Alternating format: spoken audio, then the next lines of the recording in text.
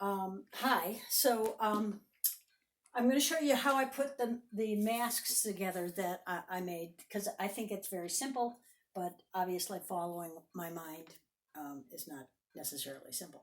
So anyway, I was given this KN95 mask to wear, which I found the most comfortable mask because it stays off of my mouth.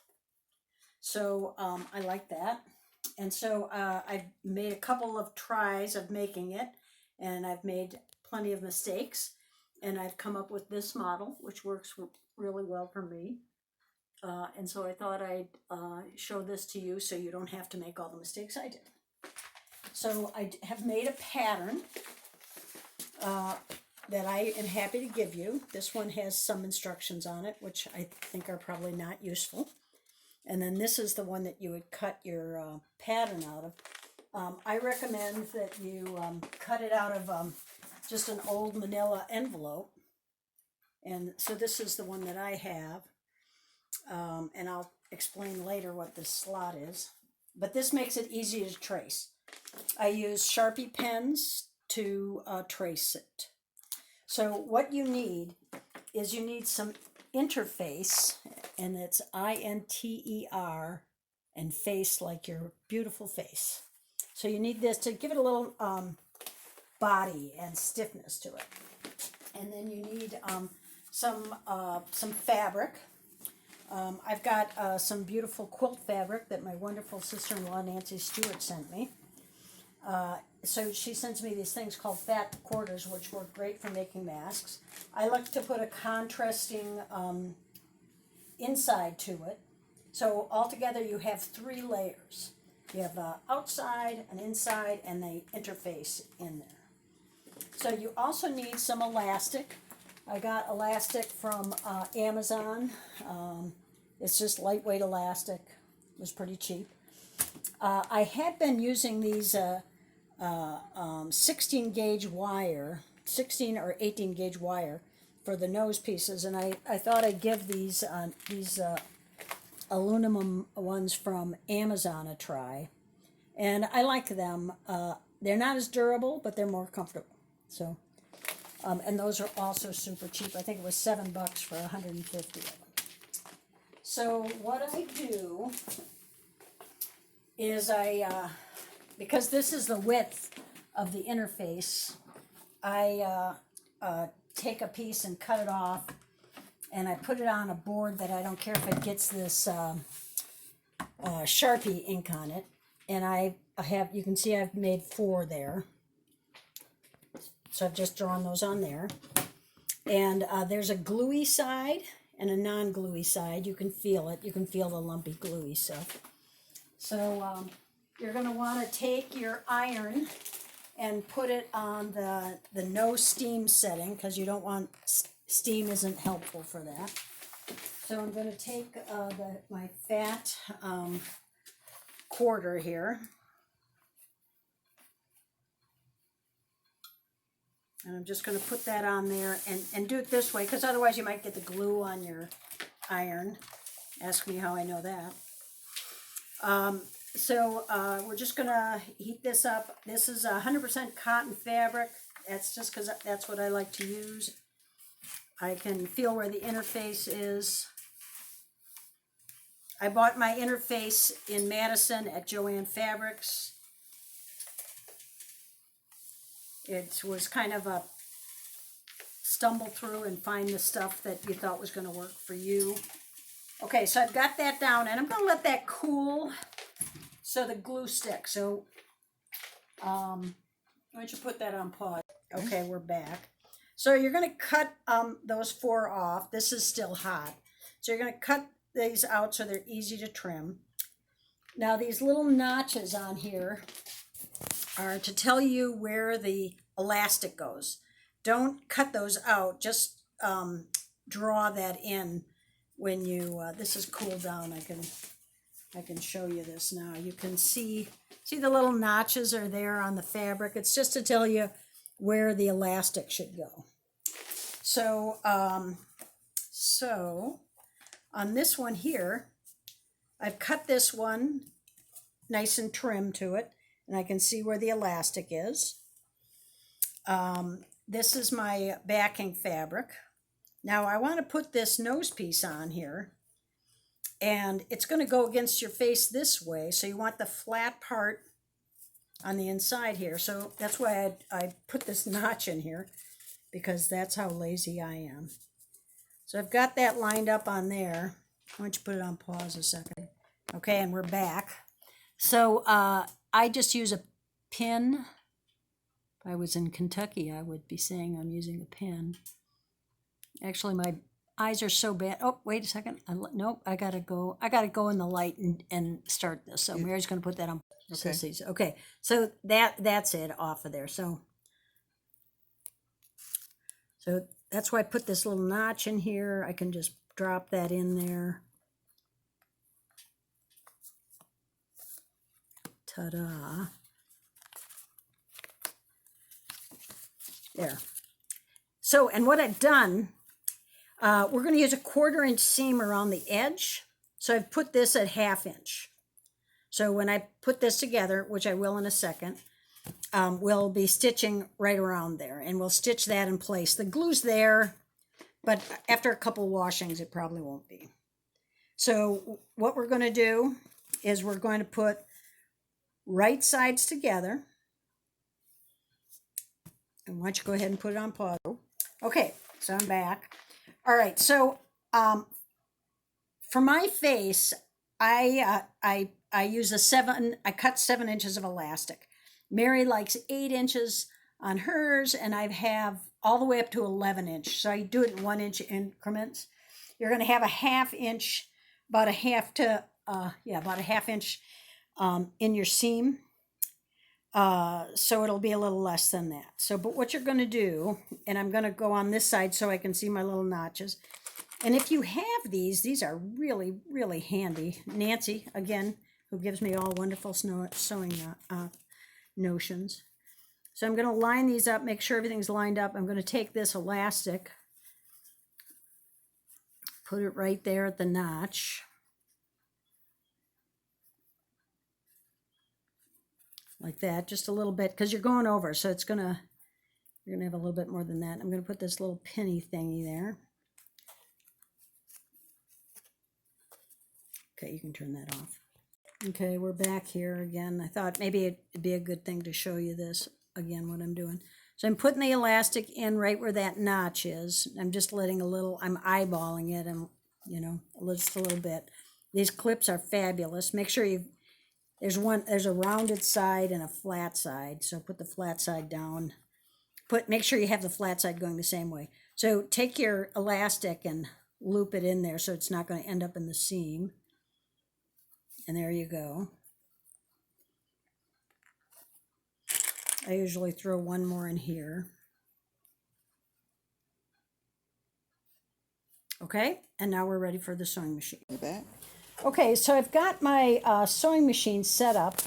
I'm using a zipper foot so that I can change the needle position from side to side. And I know that the width of this needle is a 1/4 inch. So I'm going to drop my foot down, hang on to that thread. I'm going to back up a little bit. And then I think I'm going to go forward. That didn't feel quite right, but we'll see. There we go. Yep. So I'm just using the edge of the fabric as my guide. And I'll just take these off as I go. Nope, you're not in my way at all. So when I get to the elastic, I do a little back and forth here just to make sure it's got an extra stitch or two in there.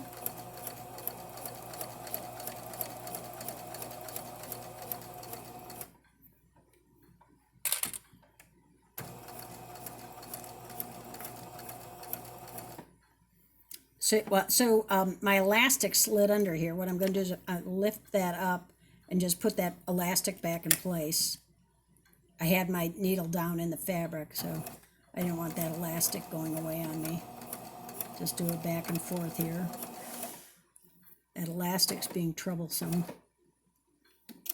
There we go. It was catching in the teeth there. That's never happened. It really hasn't. So I can feel, this is actually the first time I've used this.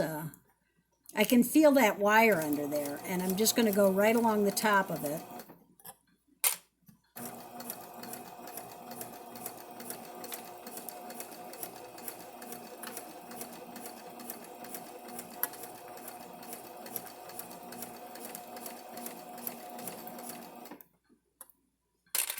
And this is pretty boring, so we can take a break here. I'm just going to do the same thing down the other side, so pause that. Okay, and just we're back. So, I'm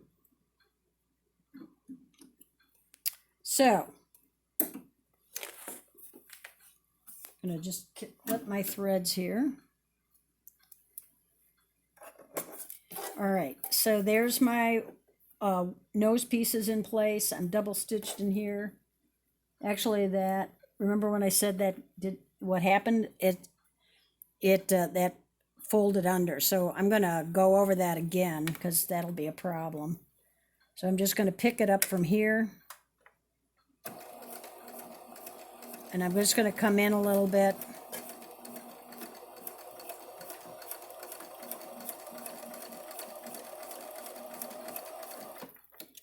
Not a professional seamstress, just someone trying to help you make your masks.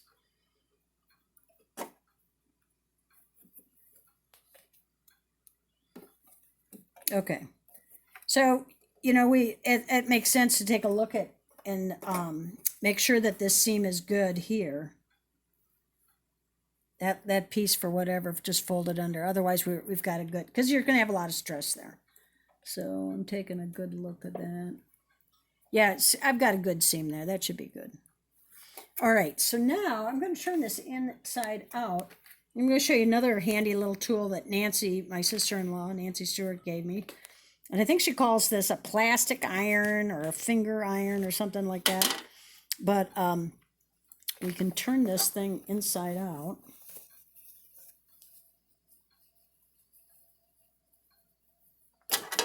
And this is like, you can take it over to the ironing board and iron it, that's for sure. But you can just kind of poke out all the edges with this thing. It's fabulous. It just makes that seam a little crisper for you there. But, you can just take this over to your iron, put your steam back on, and get that. So, you got a nice seam all the way around. Okay, now we're going to do the French seam. This is so easy. We're almost done now. So what I'm going to do is I don't want to crease that because that's that aluminum wire, and I don't want to put a bend on it. I don't think it's a big deal if you do or not. But so what I'm doing is I'm lining everything up here, and I find that lining this one up will make it all sit. This is the critical one to get lined up. So I'm just going to clip that in place. Get my, and if you haven't cut this quite right, you can clean things up by just, see those are coming together pretty nice. But if for some reason you missed it, just trim it up. And see, that's all coming together pretty nice. Okay, so, and I'm not going to bend that wire just because I find it's not worth it. Okay, so again, I know my zipper foot gives me a 1/4 inch seam. I'm going to line that up there, hang on to my thread, and back up the trolley. Oh, shoot a monkey, I got to rethread it. Okay. Hi there. This is what happens when you're older and you're sewing. I have to have these by my sewing stud because I can't thread a needle without a magnifying glass anymore. Okay, now I've given myself a nice long tail on there. Put my foot down for my 1/4 inch, back it up.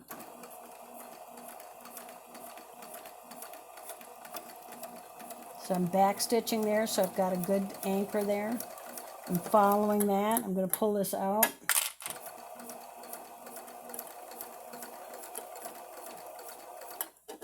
I'm just going to slide this way so I can get in nice and close. I've got to kind of eyeball where a 1/4 inch is. one more there. That overshot it a little bit. No big deal. It's a face mask, not somebody's wedding dress. All right. Come on, back up the trolley, Molly. Good. All right.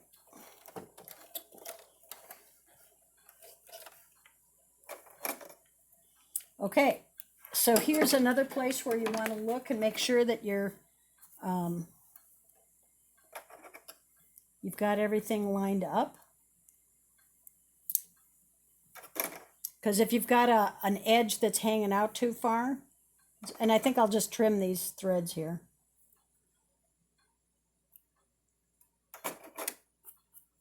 Okay, now if you don't have one of these little finger irons, I would go over to the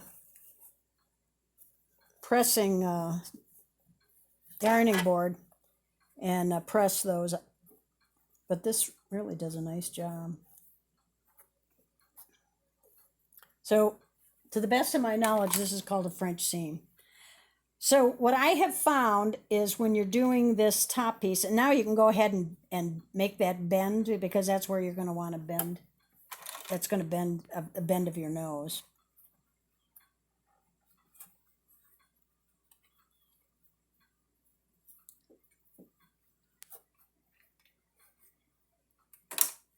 Is I found that if you start here and then round around that and come down, it's a prettier line. I can't believe I said that. Anyway, I'm going to take the needle and put it on the other side of the zipper foot, because I'm going to let the lump of fabric, I can feel that fabric in there that we just sewed, and that's going to create our seam. But I'm going to start in here at the edge, and I'm going to back up again.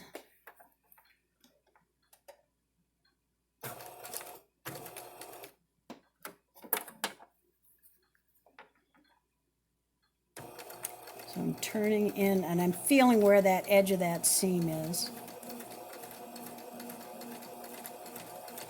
And this French seam also gives, in addition to hiding all your rough work, gives a little more of a rib to keep it off your face. Take my turn. And I can feel that with my finger where it is. Back up the trolley.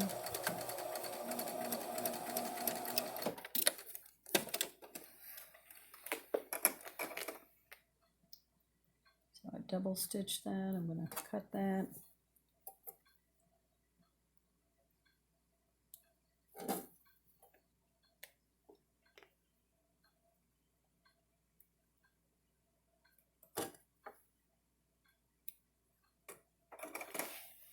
Okay, so the inside's all nice and finished. We haven't got any stray threads or anything like that. And ta-da! And you can it's your mask, so you can really form that aluminum foil to fit your nose. Turn sideways. And it keeps it out of your mouth, which is nice. Alrighty, and I find that actually at this point pressing it on the iron, just take it and press it on the iron, gives it an extra stiffness. And I like doing that if I'm making a mask for someone, because if you press it with steam, you've sterilized it. All right, ta-da! Ask me if you have any questions.